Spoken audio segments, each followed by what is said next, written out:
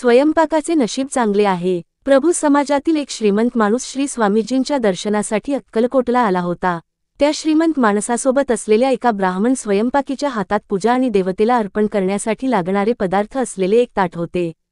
ब्राह्मणाने श्री स्वामीजींच्या समोर ताट ठेवले तेव्हा श्री स्वामीजींनी गर्जना केली, "अरे धूर्त, तुझ्यासाठी 5,000 रुपये ठेवले आहेत. ते पैसे घे आणि जा. ते पैसे घ्यायला विसरू नकोस." श्री स्वामीजींचे बोलणे ऐकून ब्राह्मण म्हणाला, "महाराज, मी स्वयंपाकी आहे. मला 5,000 रुपये कुठून मिळतील?" श्री स्वामीजी गप्प राहिले. श्री स्वामीजी बसलेल्या जागेच्या मागे एक मुस्लिम भिक्षू आणि एक काळा कुत्रा दिसू लागला. त्या दिशेने बोट दाखवत श्री स्वामीजींनी ब्राह्मण स्वयंपाकीला भिक्षू आणि कुत्र्याला खायला घालण्यास सांगितले. ब्राह्मण स्वयंपाकीने भिक्षू आणि कुत्र्यासमोर अन्न असलेली प्लेट ठेवली. दोघांनीही 5 घास अन्न प्लेटमध्ये सोडून दिलेले अन्न खाल्ले. प्लेट घरी आणण्यात आली. प्लेटमधील उरलेले अन्न प्रसाद म्हणून खावे की नाही याबद्दल गोंधळ झाला. श्रीमंत माणसाने चौकशी केली पण कोणीही त्याच्या शंका दूर केल्या नाहीत.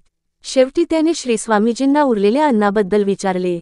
श्री स्वामीजींनी उत्तर दिले, "जर तुम्हाला अन्न खायचे असेल तर ते घ्या, नाहीतर ते मला परत करा." म्हणून घरी परतल्यानंतर श्रीमंत माणूस आणि इतरांनी ते अन्न प्रसाद म्हणून स्वीकारले. ते परत मुंबईला गेले. ब्राह्मण स्वयंपाकी पूर्वी श्रीमंत माणसाच्या मावशीसाठी स्वयंपाकी म्हणून काम करत असे. ती खूप श्रीमंत होती. ब्राह्मण स्वयंपाकीचा प्रामाणिक स्वभाव पाहून तिने त्याला भेट म्हणून 5,000 रुपये दिले. नंतर भविष्यात श्रीमंत माणूस प्रभू देखील अधिक समृद्ध झाला. प्रसाद म्हणून घेतलेल्या उरलेल्या अन्नाच्या आशीर्वादाने ब्राह्मण स्वयंपाकीची गरिबी दूर झाली.